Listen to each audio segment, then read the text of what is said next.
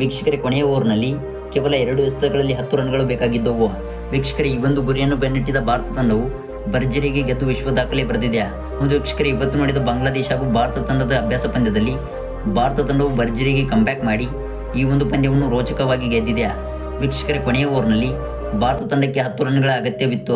ಇನ್ನು ವೀಕ್ಷಕರ, ಕೊನೆಯ ಓವರನ್ನು ಎಸೆಯಲು ಬಂದ ಬಾಂಗ್ಲಾದೇಶದ ಬೌಲರ್ ಆದ ಮುಸ್ತಫಿಜುರ್ ರೆಹಮಾನ್ ಅವರು 4 ಬಾಲ್ಗಳನ್ನು ಸತತವಾಗಿ ಡಾಟ್ ಮಾಡಿದರು. ಆದರೆ ವೀಕ್ಷಕರ, ಕೊನೆಯ 2 ಎಸೆತಗಳಲ್ಲಿ ರೋಹಿತ್ ಶರ್ಮಾ ಅವರು ಭರ್ಜರಿಗೆ 2 ಸಿಕ್ಸರ್ ಸಿಡಿಸಿ ಈ ಒಂದು ಪಂದ್ಯವನ್ನು ಗೆದ್ದು ಬಿಗಿದರು. ಹೌದು ವೀಕ್ಷಕರು, ಟಾಸ್ ಗೆದ್ದು ಮೊದಲು ಬ್ಯಾಟ್ ಮಾಡಿದ ಬಾಂಗ್ಲಾದೇಶ ತಂಡವು ಟೀಮ್ ಇಂಡಿಯಾ ತಂಡದ ಬೌಲರ್ಗಳನ್ನು ಬೆಂಡೆತ್ತಿದ್ದರು. ಹೌದು ವೀಕ್ಷಕರು, ಬಾಂಗ್ಲಾದೇಶ ತಂಡದ ಓಪನರ್ ಬ್ಯಾಟ್ಮನ್ಗಳು ಟೀಮ್ ಇಂಡಿಯಾ ತಂಡದ ಕಠಿಣ ದಾಳಿಯನ್ನು ಎದುರಿಸಿ ಪವರ್ ಪ್ಲೇನಲ್ಲಿ 65 ರನ್ ಸಿಡಿಸಿದರು.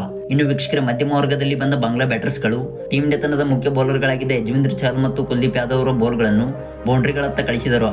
ಇನ್ನು ವೀಕ್ಷಕರ, ಬಾಂಗ್ಲಾದೇಶ ತಂಡವು ತನ್ನ ನಿಗದಿತ 20 ಓವರ್ಗಳಲ್ಲಿ 6 ವಿಕೆಟ್ ಕಳೆದುಕೊಂಡು 217 ರನ್ ಗಳಿಸಿತು. ಇನ್ನು ವೀಕ್ಷಕರ, ಈ ಒಂದು ಗುರಿಯನ್ನು ಬೆನ್ನಟ್ಟಿದ್ದ ಭಾರತ ತಂಡವು ಕೂಡ ಭರ್ಜರಿಗೆ ಪ್ರದರ್ಶನ ತೋರಿತು. ಹೌದು ವೀಕ್ಷಕರ, ಓಪನರ್ ಬ್ಯಾಟ್ಸ್ಮನ್ಗಳಾಗಿದ್ದ ಶುಭ್ಮನ್ ಗಿಲ್ ಮತ್ತು ರೋಹಿತ್ ಶರ್ಮಾ ಅವರು ಭರ್ಜರಿಗೆ ಬ್ಯಾಟಿಂಗ್ ಮಾಡಿದರು. ವೀಕ್ಷಕರ, ಭಾರತ ತಂಡದ ನಾಯಕನಾಗಿದ್ದ ರೋಹಿತ್ ಶರ್ಮಾ ಅವರು ಕೇವಲ ಎದುರಿಸಿದ 48 ಎಸೆತಗಳಲ್ಲಿ 102 ರನ್ ಸಿಡಿಸಿದರು. ಇನ್ನು ವೀಕ್ಷಕರ, ಭಾರತ ತಂಡಕ್ಕೆ ಕೊನೆಯ ಓವರ್ನಲ್ಲಿ 10 ರನ್ಗಳ ಅಗತ್ಯವಿತ್ತು. ಆದರೆ ವೀಕ್ಷಕರ, ಬಾಂಗ್ಲಾದೇಶ ತಂಡದ ಬೌಲರ್ ಆದ ಮುಸ್ತಫಿಜುರ್ ರೆಹಮಾನ್ ಅವರು ಕೊನೆಯ ಓವರ್ನಲ್ಲಿ 4 ಸತತವಾಗಿ ಡಾಟ್ ಬಾಲ್ ಹಾಕಿ ಟೀಮ್ ಇಂಡಿಯಾ ತಂಡದ ಬ್ಯಾಟರ್ಗಳ ಮೇಲೆ ಒತ್ತಡವನ್ನು ಹೇರಿದರು.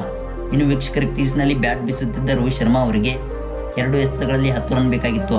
ಆದರೆ ವೀಕ್ಷಕರ, ರೋಹಿತ್ ಶರ್ಮಾ ಅವರು 2 ಎಸೆತಗಳನ್ನು ಬೌಂಡ್ರಿಗಳತ್ತ ಕಳಿಸಿ ಈ ಒಂದು ಪಂದ್ಯವನ್ನು ಗೆದ್ದುಕೊಂಡರು. ವೀಕ್ಷಕರೇ, ಇನ್ನು ಭಾರತ ತಂಡವು ಬಾಂಗ್ಲಾದೇಶ ವಿರುದ್ಧ ಕೂಡ ಅಭ್ಯಾಸ ಪಂದ್ಯದಲ್ಲಿ ಭರ್ಜರಿಗೆ ಕಂಬ್ಯಾಕ್ ಮಾಡಿ ಈ ಒಂದು ಪಂದ್ಯವನ್ನು ಕೂಡ ಗೆದ್ದುಕೊಂಡಿತು. ವೀಕ್ಷಕರೇ, ಇದಾಗಿತ್ತು ಇವತ್ತಿನ ಸ್ಪೋರ್ಟ್ಸ್ ಮಾಹಿತಿ. ವಿಡಿಯೋ ಇಷ್ಟವಾಗಿದ್ದಲ್ಲಿ ವಿಡಿಯೋಗೊಂದು ಲೈಕ್ನ ಮಾಡಿ. ಹಾಗೆ ವೀಕ್ಷಕರೇ, ಇದೇ ರೀತಿ ಸ್ಪೋರ್ಟ್ಸ್ ಮಾಹಿತಿಗಾಗಿ ಈಗಲೇ ಚಾನಲ್ನ ಸಬ್ಸ್ಕ್ರೈಬ್ನ ಮಾಡಿಕೊಳ್ಳಿ.